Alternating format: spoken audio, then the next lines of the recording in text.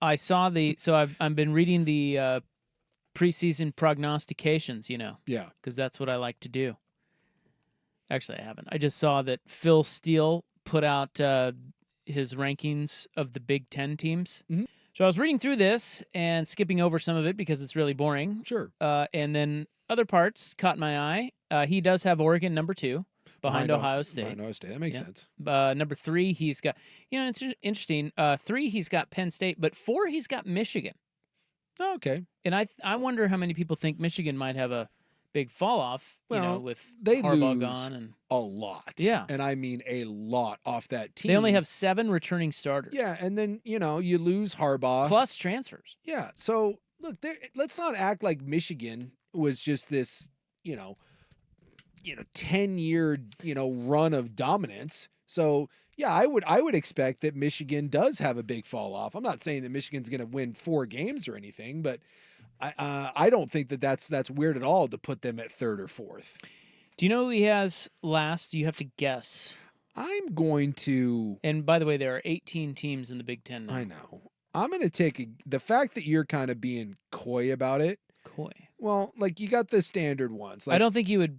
Yeah, because think it would be Indiana sucks. This team. It's not Indiana. I know. This is why I'm not picking these guys, but I'm just saying Indiana sucks. Michigan State sucks. Mm-hmm. Like, Illinois sucks. Rutgers, Purdue. Mm-hmm. So I'm going to say I'm going to throw one out has a there. little something cooking. I got to guess. I think it's going to be, because you're being coy, I'm going to go UCLA. That's what I think too. UCLA 14th out of 18. 14 out of 18. Ooh, is it Washington? Boy, that's a bold pick. I mean, they lost every single starter they had.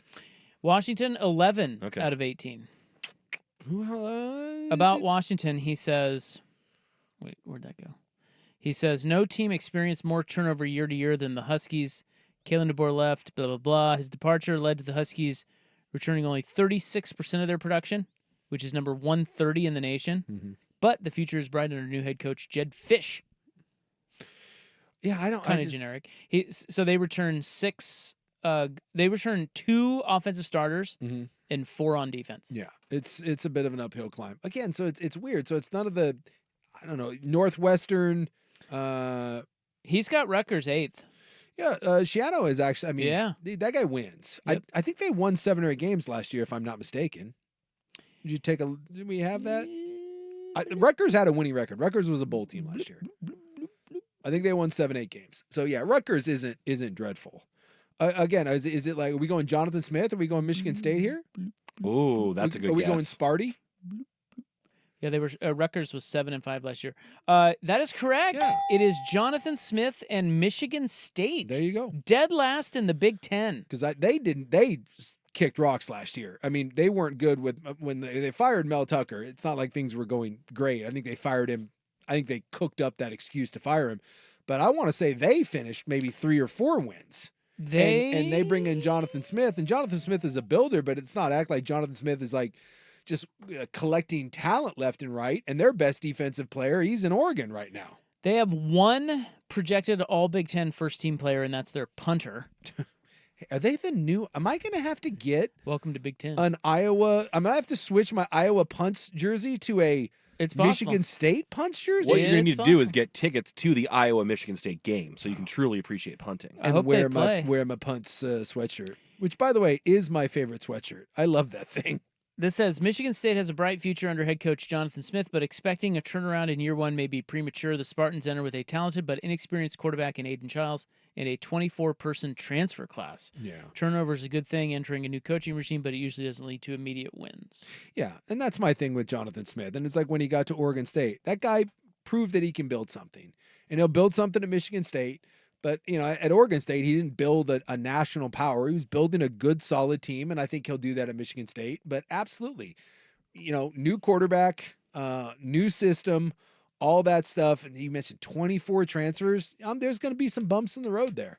And I'm sure Oregon fan and Oregon State fan will laugh at every one of those. We will have more of our college football Grundle Thumper on Thursday. I've got more in here, including Daddy Ball. Coach Prime News. Did you see the Sark video today? Sark? No. What'd he do? Oh, Sark said that, like people put it together, but Sark said that NIL should be the last reason you go to a school. And then Okay, guy. someone put that up there. Because I guess when you walk into the Texas facility, all their skilled position players get Lamborghinis, and they're all parked out in front of the Texas facility. So you have to walk through like There's like a tunnel of Lambos and Ferraris. tunnel of Yeah. Are you Lamborghinis. serious? That are, They all get Lambos? Yeah. Yes. Look it up. The video is hilarious. They're lining the facility like they've been valeted out there for everyone to see. Oh It's my like they're God. on. It's like you're walking through a car show. So It's is he great. doing a bit then? No, he actually is being serious, talking about how NIL should be the last thing and it's not that important. And he's getting, he's catching some hell for it. The Lambo thing is the Texas facility is just this monstrosity and just a row of players' Lambos that you walk through with the big giant Longhorn logo on the building in front. But hey, NIL should be the last reason you go to school. Oh, wow. Yeah. Dude. Yeah, Yeah, he was quite the flex. He was sitting there talking to Joel Klatt. They were doing a thing, at the facility, and Sark's just blowing smoke out of his arse. Yeah, listen, left 18-year-old and- kid, you shouldn't come here for that reason. That's not why anybody should pick college right there. So they line them up right before you walk under the big Longhorn Yep. to go into the offices to Yep. meet Sark and like do your tour. Yeah, and there's an orange carpet there that you get to walk down, and it's like, hey, one of these Lambos could be yours. Dude, That was the. that's pretty good. I think it's Isaiah Bond, if I'm not mistaken. He was the Alabama receiver that left, and he gave some horse crap reason about why he went to Texas, and then he pulled up to his signing in a Lamborghini. Again, just be honest about it. And I hate it because if you listen to some of the interview with Klatt and Sark, Klatt just lets him, and I like Joel Klatt. I think he's a smart guy. He's good for college football, but my God, he just like when Sark says that, Klatt's like, yeah, absolutely. He just they feed into this narrative horse nears. Yeah, they suck up. Exactly. It's just this weird ass kissing, like, oh, this is you're great and you've built this despite all the challenges of Texas, the challenges of Lamborghinis and unlimited funds. And it's like when the rich guy tells you that money doesn't make you happy. I'm sure it doesn't make all your problems go away, but it's real easy for the rich a-hole to say that money isn't everything when you have all the money that you need. If you ask the person that's struggling to pay the bills, they may view that differently.